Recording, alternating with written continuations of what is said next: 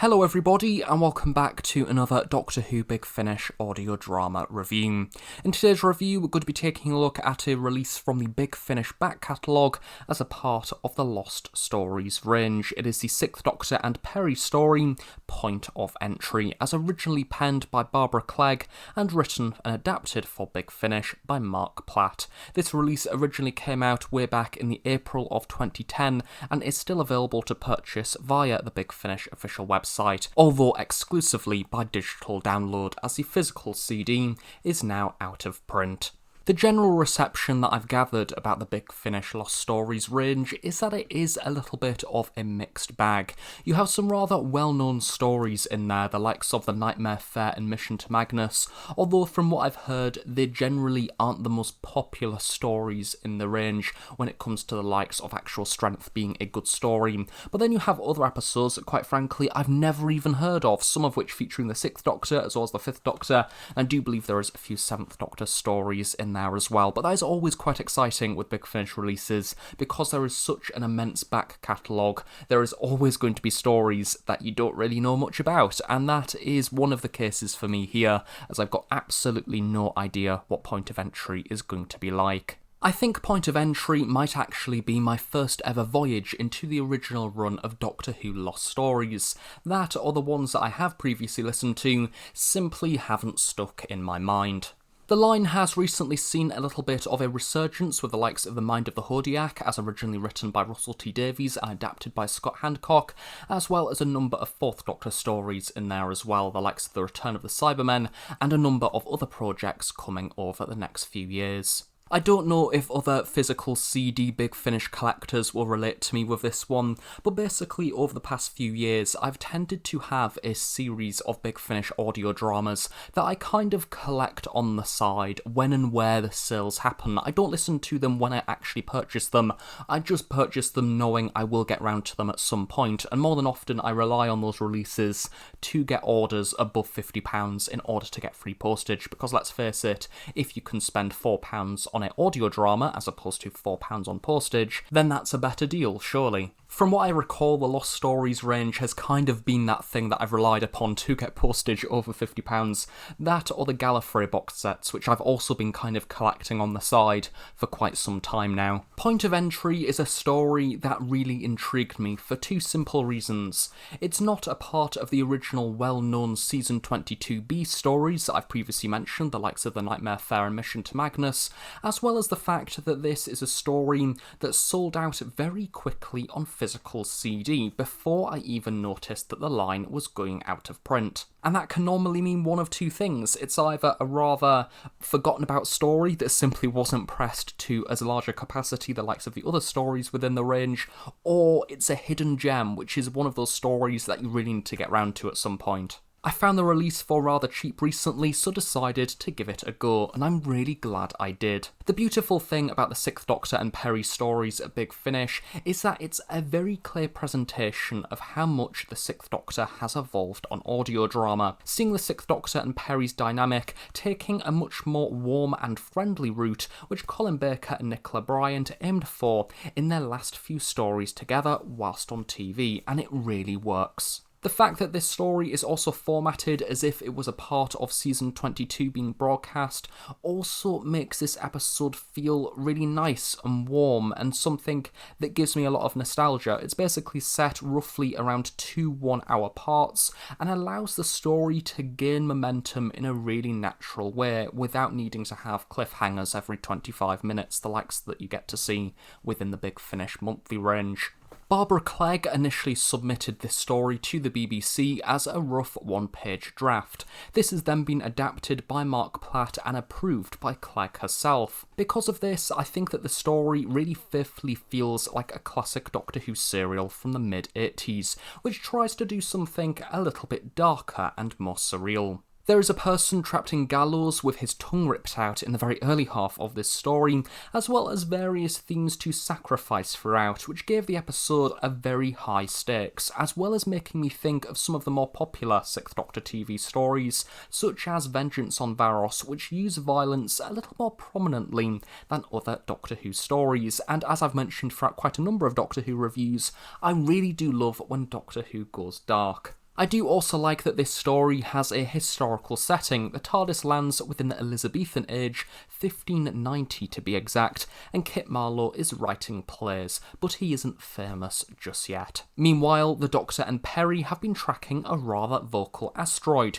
which plummets them right into the heart of a rather surreal paranormal story. Due to the historical setting, the cast naturally believe that the alien presence can only be explained by spirits, their ghostly visions in fact being from alien technology originating from the astral plane. The episode really gets off to a good start, seeing the Doctor and Peri explore 1500s London, and it's one of those episodes which really uses its location. I thought that this part of the story really set the scene well as showing this great relationship between the 6th Doctor and Peri, and yes, I am a little bit biased, but I honestly think that the 6th Doctor and Peri's relationship is one of the best Doctor and companion relationships to ever feature within Doctor Who.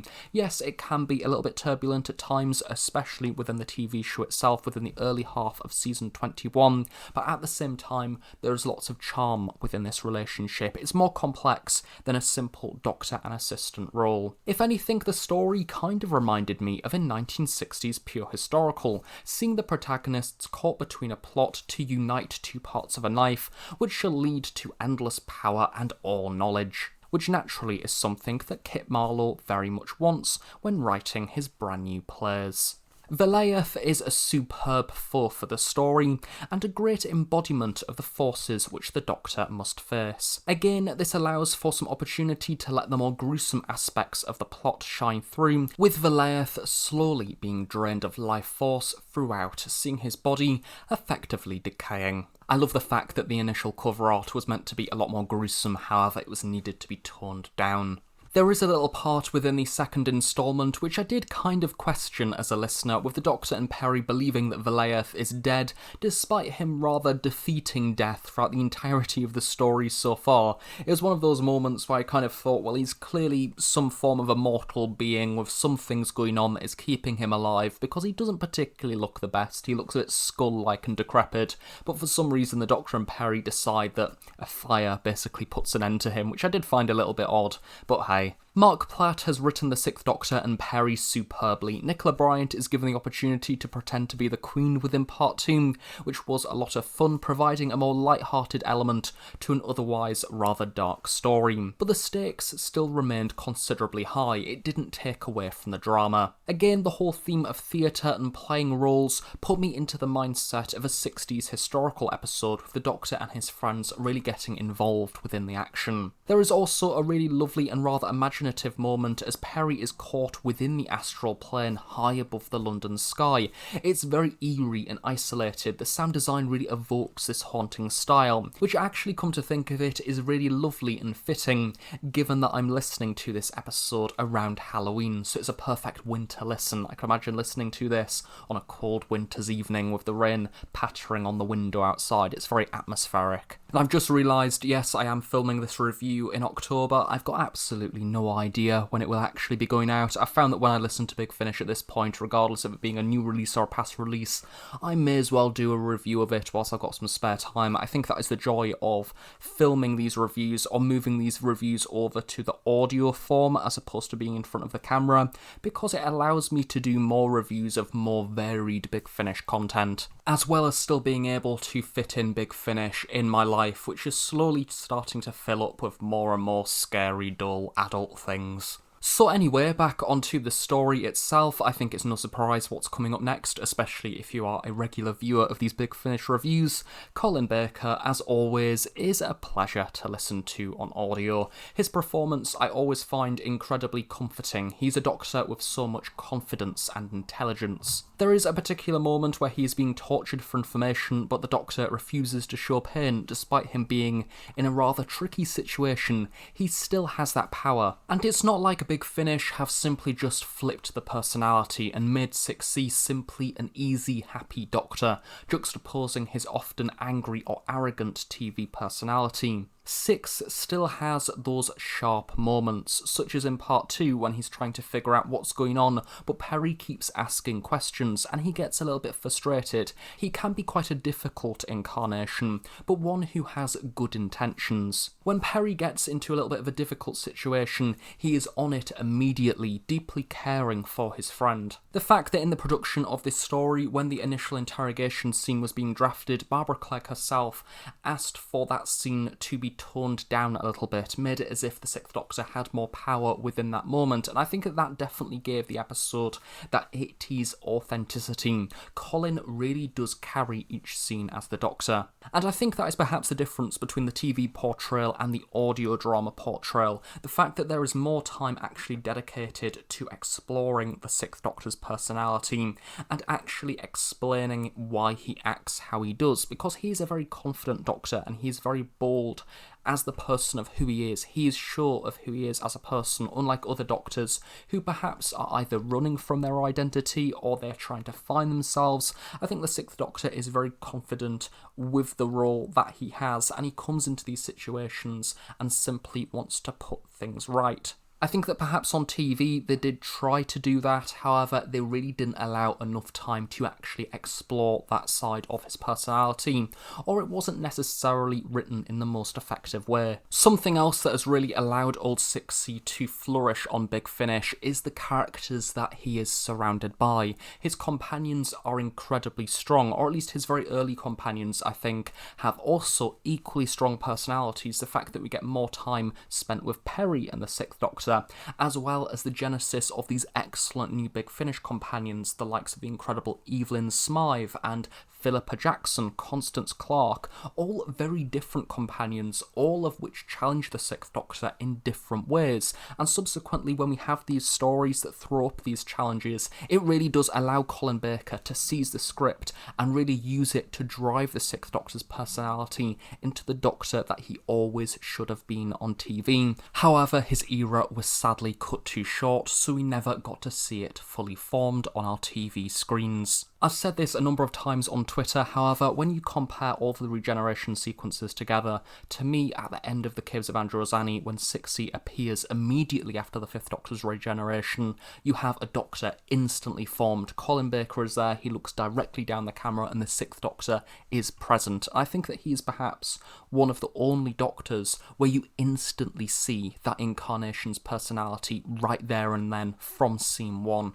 I think the narrative itself is relatively easy to follow. The problem relating to the alien visions and uniting the pieces of the blade at least, I got along with considerably well, although I think it feels like there is quite a lot of characters which can often confuse matters, especially within part 1. It can take quite a while to get used to who is who and what side is people on. Again, I suppose very much like a 60s pure historical, but once you know who everybody is and who they work for and all of that, I think it kind of forms into a narrative quite nicely. The conclusion of the story is good, although I was a little bit unsure as to how everything happened and everything was wrapped up. It all felt like it was resolved rather quickly, with no final few scenes to wrap up the narrative with the aftermath and the Doctor and the companions reflecting or something like that. My own personal opinion, but perhaps a little scene or two at the very end, simply allocated to wrapping up the story, would have been nice, but I'm just an audio drama listener and not a script editor, so what would I know? I just think that because everything happened so quickly, and especially given that the episode is 2 hours long, I think that once we got to that final stretch, it absolutely accelerated the narrative, so perhaps the pacing could have been a bit different for that second part. Overall, for point of entry, I think this story is actually rather strong.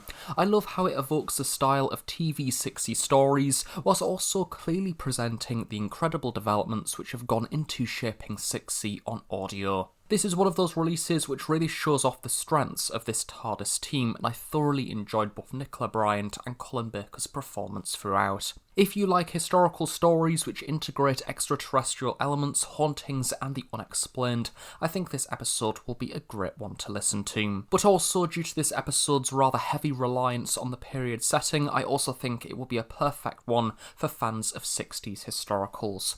This is definitely a Doctor Who story that I'd like to return to in the future and play on a cold winter's evening. So there we have it, that is my review of Doctor Who The Lost Stories, episode 1.6 being Point of Entry.